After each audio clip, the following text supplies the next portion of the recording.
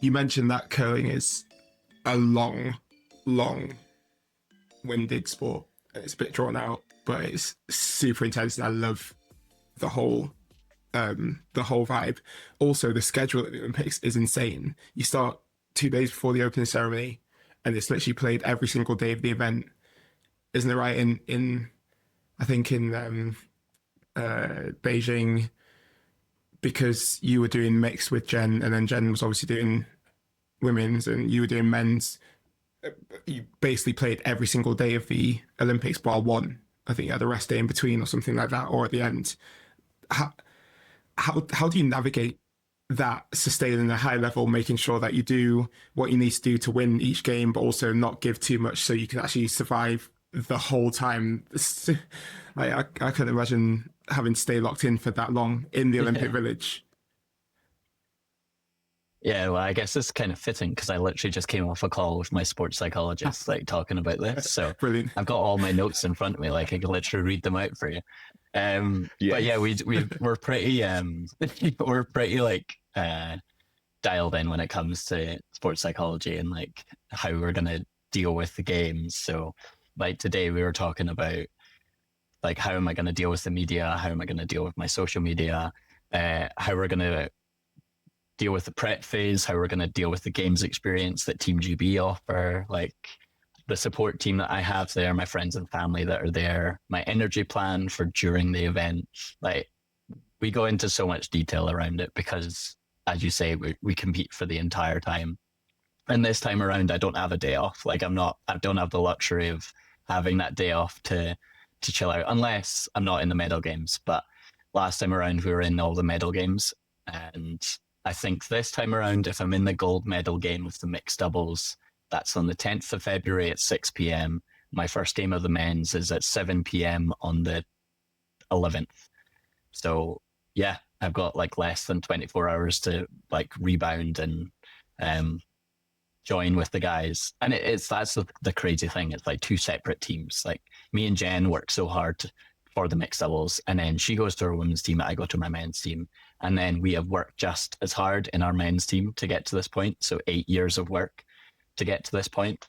So like, how do I rebound and get ready for a men's event that we've worked for 8 years? That's the big thing that I have to try and figure out. And I think like going back to that insights thing, it kind of helps that I'm that green. Like I just want to make sure that everyone else is happy. So I'm going to obviously give it my all to make sure that they're happy that I'm still in the team and still able to perform and like going to play the best I can to get us to that medal game again.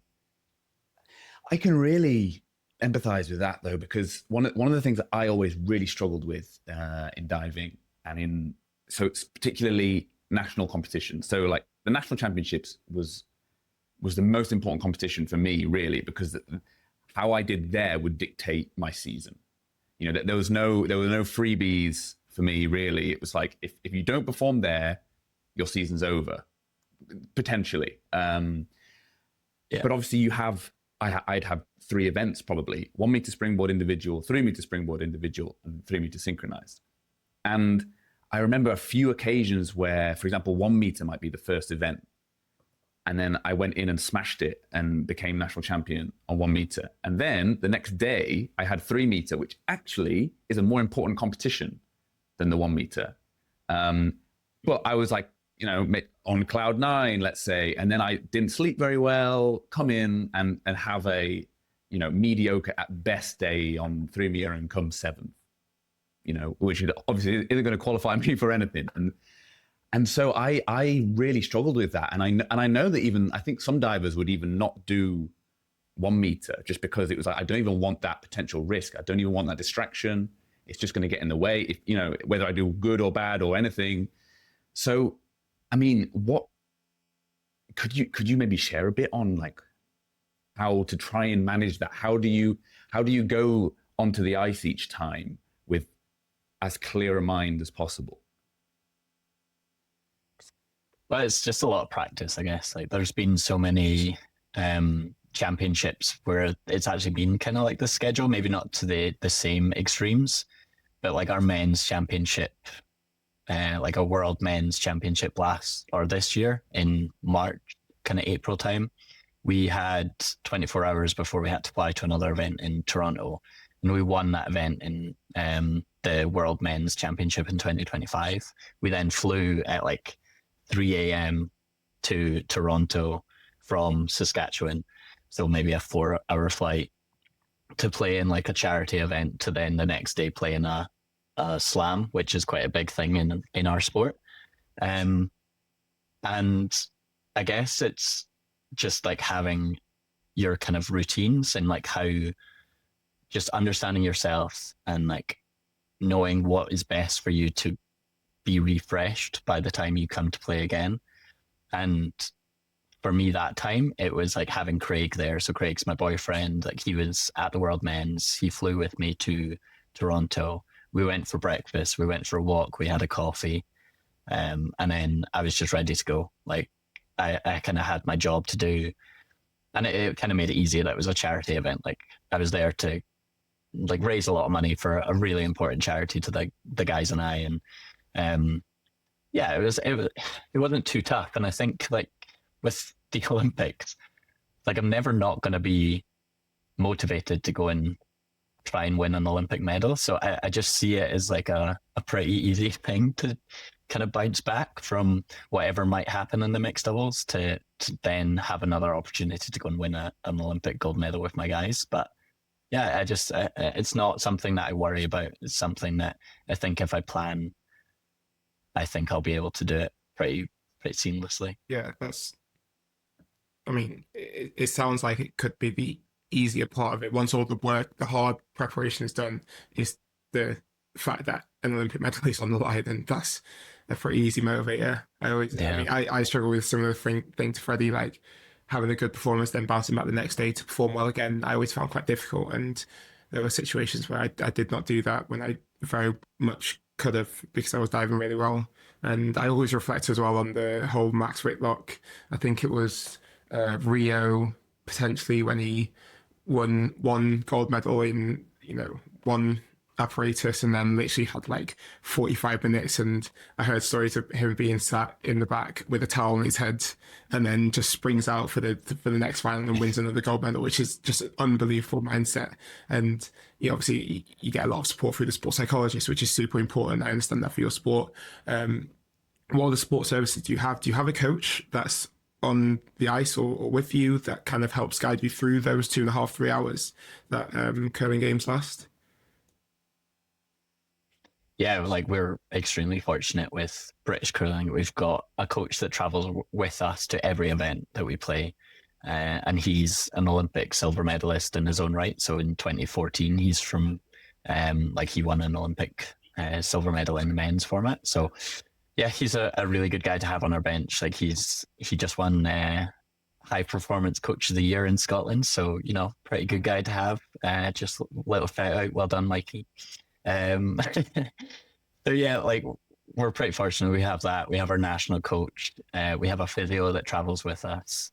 Because like we play for 2.5 hours each game, and then we have 9 games in the round robin with the potential of 2 more. And then for me and Jen, we're doing that twice. So we need someone there to kind of help us be able to, give us a massage or like help us with any niggles that we might be having. I work with a nutritionist because again, like 2.5 hours, you need to fuel yourself pretty well. Sports psychology is a big one for me. I think if I asked for someone, like I could probably get them, which is really fortunate. So I'm just like so grateful to British Curling for that, and like National Lottery and UK Sport for funding curling so well. Just out of interest, actually, about like obviously being Scottish, but obviously being super grateful for British curling. From an identity point of view, like where does that sit? I remember, we like James Heatley, for example, like the diver, seeing like him and Grace do the Commonwealth Games. That was always such a special moment for them to actually be able to represent Scotland and wear that kit in particular. And they obviously loved being on the GB team and like being, with all of us representing that. But yeah, just from an identity point of view, like how does that kind of balance work? Yeah, well, so we play for Scotland every time we're at like a world championship. So, like we've won those world titles as Team Scotland, and the only opportunities that we would get to play as like Team GB would be the Olympics or a World University Games. So it wasn't Team GB at the time; it was like Bucks, I think, that ran that. So I've been able to have Great Britain on my back twice in my career now, and this will be the third time. So it's a great opportunity to get to represent Scotland, and it's like we're all very patriotic in Scotland, so we're very like, you know, we love to win things for Scotland, and it doesn't happen a lot in sport, unfortunately. But you know, pretty excited to watch us at the World Cup in football. Like that's the first time in a while, and like the rugby team's pretty good, I guess. And like, you know, James and Grace have done pretty well as well. So, yeah, like when it comes to representing Team GB, it just feels different. Like it's a bigger thing. Obviously, you get a lot more attention because, you know, there's a lot more people in England and Wales and stuff. So, yeah, it's like it's an absolute honor to get to represent Team GB. But like, yeah, it's just cool to represent Scotland as well, similar to what Grace and James have gone through. Honestly, I never realised how English I was until I moved to Edinburgh, and then had to defend England in sport so hard because Scots were so patriotic, you know, completely outrageously sometimes. The most frustrating one was at Euros. Yeah. I can't remember which Euros it was, but it was when Scotland and England drew 0-0, and the Scots were celebrating like they had won the whole tournament. And I was just so frustrated. I just didn't understand it at all. It didn't make any sense. And I was like, it was a draw. It was a terrible game. That was the only game that we wanted to win. Though. And you didn't win it. You didn't win it. You drew it 0-0. And it was a terrible game because you set up with like 8 defenders on the pitch. That's crazy. A win for us. That's a win. We'll take that. Yes. We parked the bus. We knew what we were doing. God. Oh, it's bringing back memories. Yeah. But the way that you represent Scotland for the majority of your events is actually very different to, I think, many other sports. Obviously, diving for sure, because the Scots don't have many opportunities to represent Scotland, and with the Commonwealth Games changing next year, diving being removed, it's taken the one opportunity that the Scots get to represent Scotland away, which is actually quite sad. And I think it fortunately it hasn't affected massively the Scottish diving program, but it just puts it in a more difficult place, which, you know, fortunately James and Grace have done amazing things where there is so much inspiration. For you, beyond curling, I don't know how many more cycles you want to do. What do you want your legacy to be in terms of inspiring young Scottish boys and girls, I guess, to play curl or do you say play curling? Do curling? I'm not sure which one it is. Yeah, you can play, you can do, you can I don't know, yeah, compete. What do you want your legacy to be, being one of the most successful Scottish curlers of all time? Yeah, well, I guess this is kind of like, you know, the values that I have within sport and beyond it. Like, I want to be a good sportsman. So like sportsmanship's a big thing for me. Like I want to play by the rules and just like be respectful and treat everyone as equals, like generally across the board.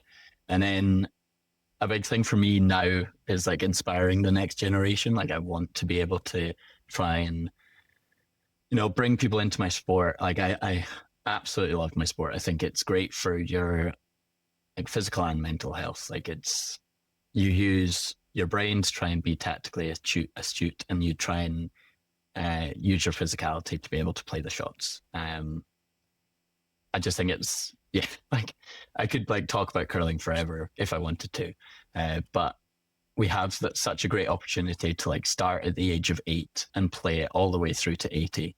So you get to like, I remember curling when I was 10 with like an 80-year-old. Like how many sports can really say that they have that? And it's like you learn a lot from the older generation, and It's like trying to bring people into our sport is so tough because there's just so many opportunities for kids now, and it's just, yeah, you're kind of competing with other sports to like get people in the door, I guess. But yeah, I think that's a big thing for me. And then the other one is kind of my like inclusion stuff. Like I want people to feel comfortable, like within the LGBT community, to be able to come and do any sport. It doesn't matter if it's curling or diving or anything. Like I just want people to have opportunities to compete and to play. And it can be like grassroots, it can be elite. It doesn't really matter. I just want people to be involved. So those are the three kind of things that I see for after my career, like teaching people how to play hard, but play fair. And then how to inspire people to get involved in curling, and then generally just in sport, and having like equal opportunity for everyone. That's so nice. I mean, with the inclusion thing and talking about being able to play curling until you're 80, you know, that I absolutely adore diving, and I'm so glad that I chose it. And now that I'm retired, you know, I'm not gonna like call up Yona, like, bro, I'm back in the UK, like, let's go dive, bro. I couldn't imagine anything worse. You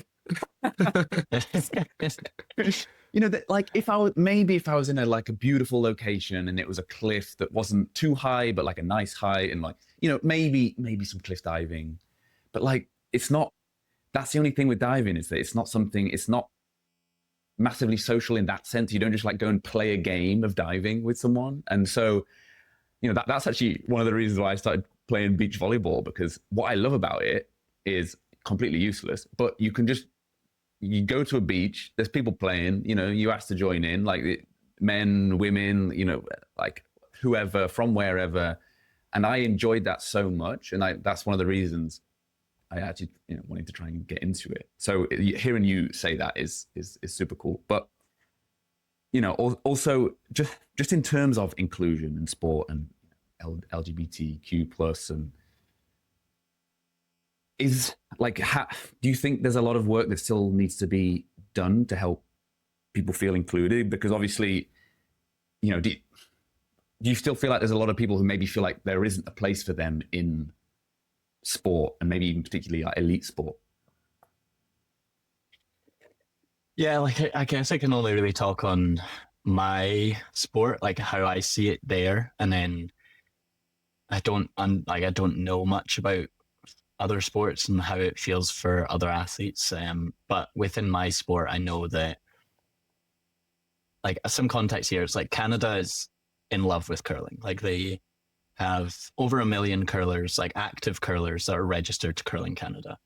In Scotland, we have just below 10,000. So like the scales are like totally weighed in Canadian favor. And in Canada, they have a Pride League. So like LGBTQ plus people and members of the community and anyone who wants to play, so allies or whatever, they have those Pride Leagues in like nearly every major city across Canada. So I'm in Saskatoon at the minute. They have one of the biggest Pride Leagues here. In Calgary, they have a huge one. In Edmonton, they have a huge one. In Vancouver, they have a huge one. So they have like so many opportunities for people within that community to get involved in the sport. It's like that thing, it's like build it and they will come. It's like if I have that opportunity in Scotland to build something, will people come along and try it? And will that grow the sport? I think it will. So that's like, I'm inspired by the people that have done it before here in Canada. And I want to be able to do that in Scotland, or even just like in Britain, because there's ice rinks in England that people can go and try curling and stuff. So, you know, it's that kind of thing. It's like someone else has done it before I have, but I'm inspired to give that opportunity to people within our community in Scotland or further afield. And yeah, I just think it's like the Canadians have figured it out, and like they just understand what inclusivity looks like in curling, at least. So I'm inspired by them. And then yeah, obviously further afield, like within other sports, like I would love to see more people sharing their stories, but like I was inspired by Tom, obviously, and like Mark Foster had come out at maybe roughly the same time. He had retired, but still he was able to share his story. So, you know, like football's the big one. It's a scary position for a lot of athletes to share their story there, but like Xander, a ex-Scottish professional footballer, he's come out now and he's doing a lot of really good talks and things like that, and he's really made a name for himself. So you know, there is people out there that sometimes just hard to find them, and to like listen to them, like listen to their stories and see how good they're doing now, and hopefully be inspired by them. That's what I want to see anyway.